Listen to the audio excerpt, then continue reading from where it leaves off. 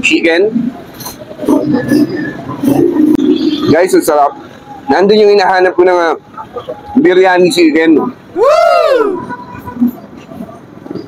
Panalo to ha. Masarap. 120 lang oh. Uy, gusto ko to. Promise. Masarap. Sarap siya oh.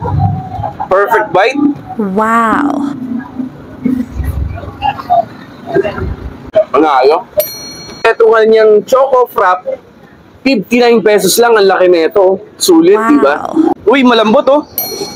Grabe, beef to. Malambot. Ay, malasa. Perfect.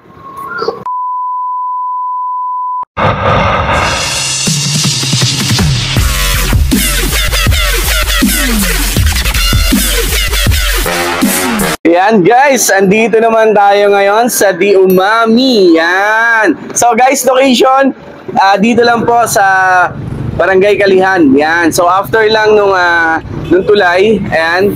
Tapos dito lang po malapit sa Banguy. Yan, yung dati nating binalaging Banguy. So medyo katapatan lang siya kahilera nitong Bonete. So yan, guys, meron daw dito medyo authentic na biryani. Yan. So hindi ko pa rin alam kasi hindi ko pa rin naman natitikman. Ngayon, samahan nyo ako, tikman natin. So meron siyang dalawang klase ng biryani at saka mura ha.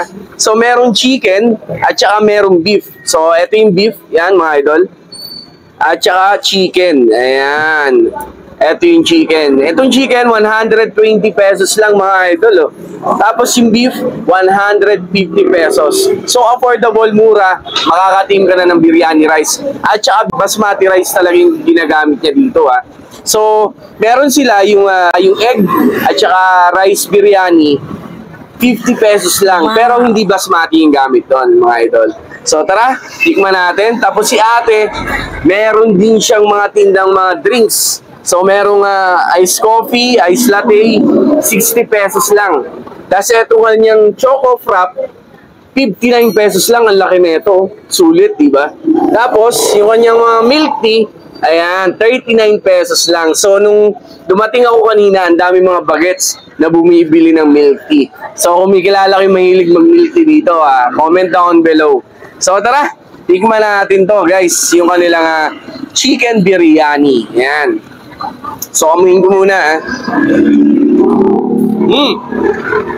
Amoy yung biryani. So ayan, meron siya kasamang sauce. Ayos So magkaiba yung sauce ng chicken at saka ng beef.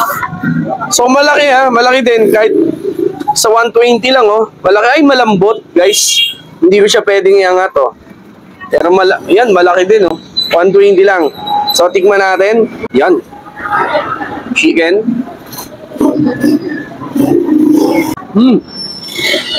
Guys, ang sarap. Nandun yung hinahanap ko ng biryani chicken.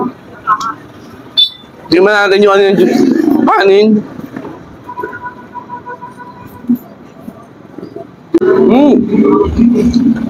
Masarap to guys. Lasa-lasa ko yung yung biryani niya. Panalo to Masarap. 120 lang oh. Wow. Uy, gusto ko to, promise. Masarap. Sarap siya oh. Perfect bite.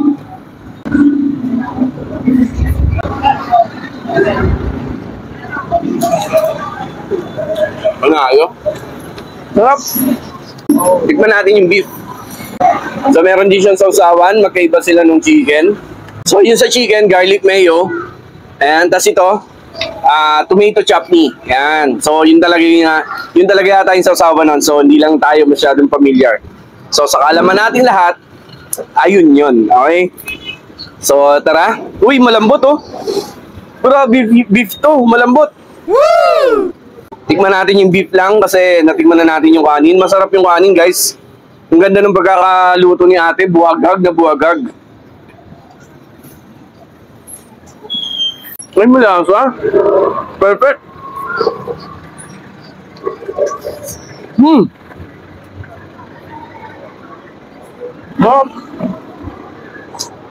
Guys, masarap talaga. Sulit ka na dito, 150. Naka-beef biryani na, di ba? So, tikman natin yung kanyang drinks. Ayan. Yung iced coffee niya. Butik ka. Sarap oh. Sa 60 pesos.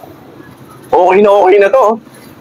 So yun guys, kasama natin yung nagluto ng biryani na masarap pa.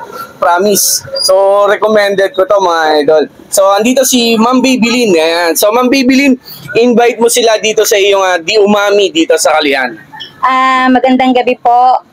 Iimbitahan ko po kayo na bumisita dito sa aming mumunting shop, dito po sa Purok 1, Barangay San Francisco, San Pablo City.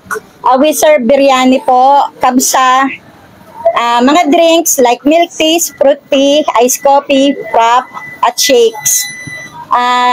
Inaasahan ko po na makakapunta po kayo dahil ang amin pong ibinebenta dito ay maliban po sa authentic ay may kasama po siyang twist na mga Arabic food. Okay. So yung mga gamit mo talaga from ibang bansa talaga, Apo. yung mga spices Apo, natin. apo. So, bakit alam mo yung lasa, ate? I mean, bakit kabisado mo magluto ng gano'n? Bali, nag-work po kasi ako sa KSA ng more than 5 years. More than 5 Ayan years. po yung natutunan ko doon. Ito yung work mo doon? Opo. Okay. So talagang, kumbaga, alam na ni ate. Kumbaga, veterano na siya sa pagluto ng biryani, no, mga idol. So, kung ako sa inyo, talagang tikman nyo na rin to. Masarap talaga, ate. Congrats. Natuwa ako, nasarapan ako. Totoo yan. So, yun. Thank you po, Di Umami. Visit nyo na to, mga idol, at dito lang sa Kalihan. Let's go. Thank you. Thank you po.